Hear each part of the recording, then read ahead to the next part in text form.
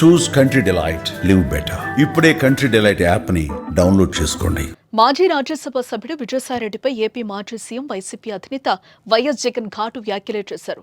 కొన్ని రోజుల క్రితమే వైసీపీకి రాజ్యసభ సభ్యత్వానికి విజయసాయిరెడ్డి రాజీనామా చేశారు. అయితే అప్పటి నుంచి ఇప్పటి వరకు స్పందించని జగన్ తొలిసారిగా విజయసాయిరెడ్డి ప్రస్తావన తీసుకొచ్చారు.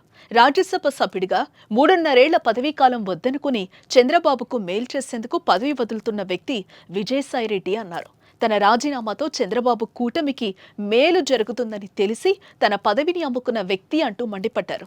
అలాంటి వ్యక్తి లిక్కర్పై చేసే ఆరోపణలకు ఏం విలువ ఉంటుందని ప్రశ్నించారు.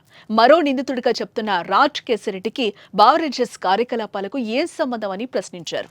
ఐటీ రంగంలో అనుభవం ఉన్న వ్యాపారవేత్త, సలహాదారుల్లో ఒకడైన రాజ్ తమకు లొంగకపోవటం వల్ల నిందితుడిగా మార్చారని అన్నారు.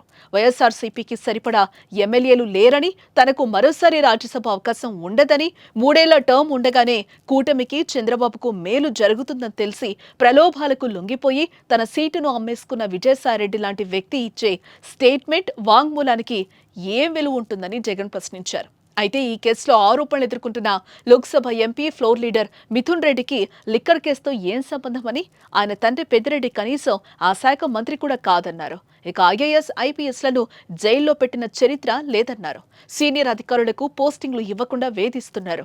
అరెస్టు చేసిన ధనుంజయ రెడ్డి, ఓఎస్డీ కృష్ణమోహన్ రెడ్డి, బాలాజీ గోవిందప్పకి ఏం సంబంధం అంటూ ప్రశ్నిస్తూనే విజయసాయిరెడ్డి ఇచ్చిన స్టేట్మెంట్ను ఎలా పరిగణలోనికి తీసుకుంటారని వైఎస్ జగన్ ప్రశ్నల వర్షం కురిపించారు.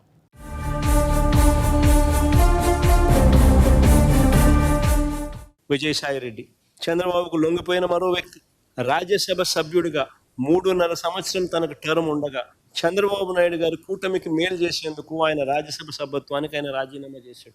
వైఎస్ఆర్సీపీకి ఎమ్మెల్యేల బలం లేదు, మళ్ళీ రాజ్యసభకు వైఎస్ఆర్సీపీ పంపించే అవకాశం ఉండదు అని తెలిసి తన రాజీనామా వల్ల చంద్రబాబు నాయుడు గారి కూటమికి మేలు జరుగుతుందని తెలిసి తన 3.5 సంవత్సరం టర్ము ఆ కూటమికి తాను ప్రలోభాలకు లోనై అమ్మేసి, అలాంటి వ్యక్తి ఇచ్చే స్టేట్మెంట్లకు ఏం వాల్యూ ఉంటుంది? అటువైపు నుంచి మనం కూడా ఇటువైపున ఏమన్నా తీసుకొని ఇటువైపున తీసుకొని ఇదే మాదిరిగానే చెప్పిస్తే వాల్యూ ఉంటుంది.